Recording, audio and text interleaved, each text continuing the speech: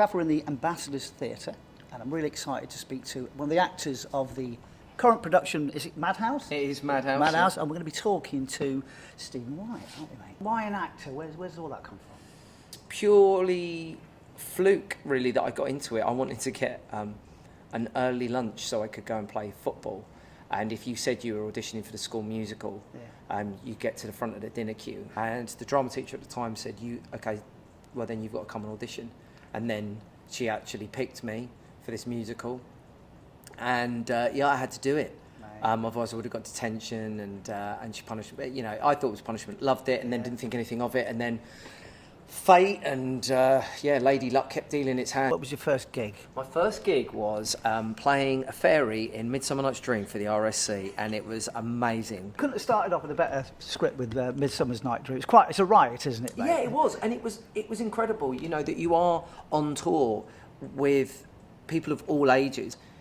You are treated much more like an adult or an equal when you're in a rehearsal room than you are in life. So when I was sort of 14, 15, 16, I had adults in their 30s or 40s treating me like an adult, but putting that kind of onus on us. If you're an adult, you know, you must behave as such and professional. Of course, there's laughs and giggles and stuff, but the humour is very adult, and you're kind of trusted in that way. So you've done Shakespeare, you've moved on, you've done a bit of telly now, so you're moving into the telly world. Yeah. My first role back in the day was Casualty. Nice. Yeah, and then The Bill, and that was the kind of the path you trod, and you're working with people that are working at such a pace, and you know you have to absorb and be a sponge and go, right, how does a set work? What is that? Why are they so close? What happens in between? Bluestone 4-2. Bluestone 4-2. Let's talk about that, Yeah. Steve. How did that come about, buddy? Just through my agent, this casting came through for this new series for the BBC. I love the idea of the show itself as comedy about a bomb disposal unit in Afghanistan. No, I'm sorry, no, that's mine. That's mine. What the fuck is this? A Foot in Death's Door, a memoir by Lance Corporal Simon Lansley. Yeah, okay. I wrote a memoir. All right. Let's get all the jokes out of the way. Don't have time, Simon. Could take all day. Yeah, I was very fortunate to get it, and it is one of the best jobs I've ever done in terms of we are all still incredibly close. It's one of the proudest things I've ever been involved with. If the army guys and girls are happy, then everything else is, you know, is just extra topping.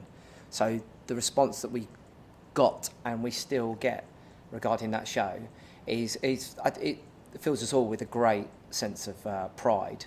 My brother was in the military. He was the first, I was the second, and he joined the Royal Engineers, and he went off to be a bomb disposal expert. So he joined 3-6 Engineer Reg, and he had that little bomb on his sleeve, and he used to swank around with it. And he was on leave in Blackburn, Lancashire, where my dad was at the time. And the police came to the door. They'd found some old World War I munitions in the old quarry. And of course, they whipped him across Blackburn, and he felt like a lord. He was the governor. I don't think he knew what he was doing at the time, right?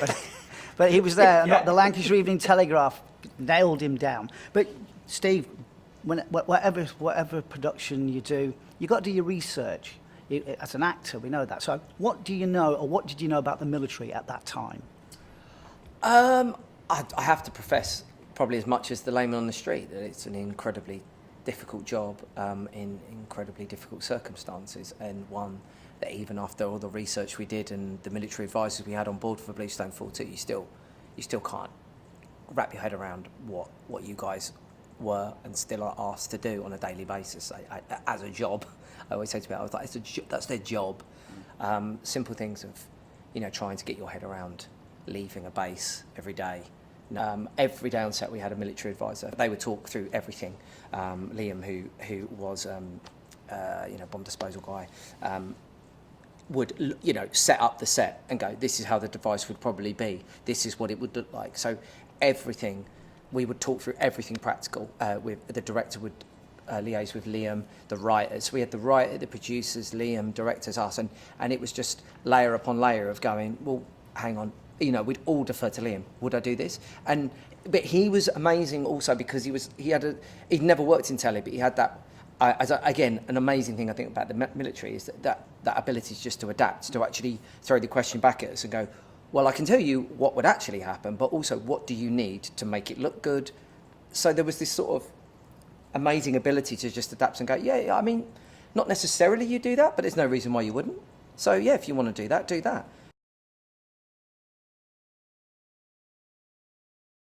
A guy who I met, his brother was in active service in Afghanistan, and they would watch episodes of Bluestone at the same time, and it was their way of connecting across all of that, and then they'd chat about the episode. And that was really choked me up. He was just like, they all watch it out there, and he said, and me and my brother will watch it, and he said, he will go, if you want to know what I'm doing out here and you want to know what it's like, then watch that. And it's pretty much like that, and that's bloody good enough for me. You can keep your BAFTAs and you know, I have to say, but you can keep all, like, that's the real reward. And that's what, because you are the best judge and the best critics because you've lived it. We're just trying to represent it. Mate, it was a brilliant series. And you talked about awards. Now, there was a nomination for you not long back, the Laurence Olivier nomination. Yeah, got a nomination. Didn't get the award. No, it was Danny Dyer who was presenting the award, and I thought, I'm not going to win because it's just not an award ceremony like this. They're going to let two Cockneys up on stage at the same time.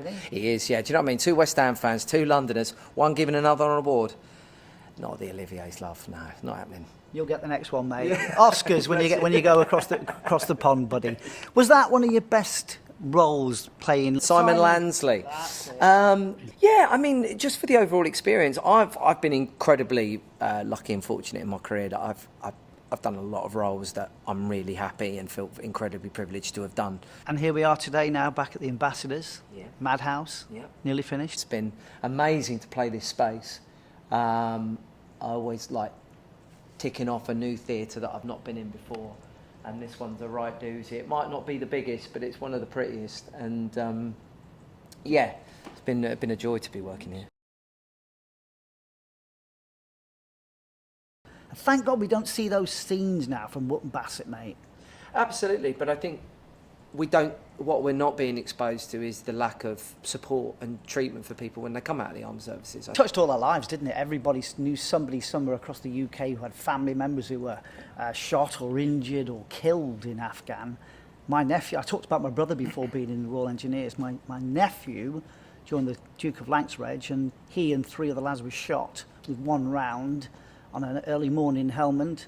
And thank God they all survived, but it wiped them out. He's out the army now. He's lost his leg from down the bottom. But yeah, it touched a lot of lives, though, Steve. A lot of lives. You realise how many offenders, in loose terms, are ex-military because they're on the street and they've got no other choice, or they've got mental health issues and find themselves having offended and being locked up because we don't have the necessary measures to help support these people that we pay poorly to go and do the most extraordinary things in the most horrific circumstances, and we don't care for them afterwards. We ask them to do this and under the guise, and I couldn't even begin to imagine. But that's I think for me, there's one part of me. If you look at the disparity between what we asked you guys to do and the complete insufficient lack of care across the board that comes after it, is there a greater polarity in society of going, a lot is broken? And I don't think there is. I always wonder, are we doing enough as a nation to look after veterans? Could we do more? I'm sure we can. Mm-hmm. It's a hugely complex discussion because what you guys are trained to do is not what the average person is going to be asked to do through their lives. So why is there not the other end of that measures of being in place to go, now let's help them cope with what we've asked them to do, what we've trained them to do? Veterans have to get through stuff, and the only way to do that is to make light of it in their own way, in a veteran way. Yeah. Otherwise, if you meditate on it, or you wouldn't survive. Yeah. I remember, where was I? I think I was out in Shepherd's Bush. I'd gone for a meeting, and some guy collapsed in the road and was having a fit. I went over to him, and it was quite a crowd, and this woman was like, I'm a nurse. We managed to get him on a chair, and he was translator from Afghanistan, and he'd been in a a convoy that had been hit with an IED, and he was quite badly scarred. And basically, I'd never seen it in the flesh. It was pretty terrifying. But he'd had an episode of PTSD, and he just had a seizure, and he was coming to. And the nurse who was tending went, I think she was like, before he comes to, she was like, I'm going to say that I've seen this before, he's probably having some kind of psychotic episode. The guy came over, spotted the same thing, ex-military, knew it, and left this guy. And I just thought, wow, what an amazing thing. This British Army guy was like, I'll look after him. And this nurse was like, I'll do it. And I was watching a nurse, an ex-military guy, taking care of the Afghan interpreter. There's so many people I've seen, Steve, who come out of the darkness, mental health darkness, mate, and today they're writers, poets, they're artists, and they're publishers, and they're absolutely doing amazing stuff. Yep. And nobody would have given them a shot when they were walking around in a world of desperation. There is some kind of safety net here when you fall through. It's not perfect, and it needs a lot more funding, a lot more help. But if you're homeless and then you've got an addiction and then you get a mental health crisis, I mean, it's a bleak outlook. A lot of the training is about self-preservation, resilience, problem solving by yourself. And I imagine there's a great amount of pride that has to be broken through to actually ask for help, because you're taught to be resourceful and go, well, I should be able to solve this problem myself, or the stakes of what you've had to deal with. And I can't imagine the kind of minefield of... Well, it's a big problem, because I know 3 veterans in my circle who've killed themselves. 3. Now, if I know 3, how many more is out there in other people's lives? Massive.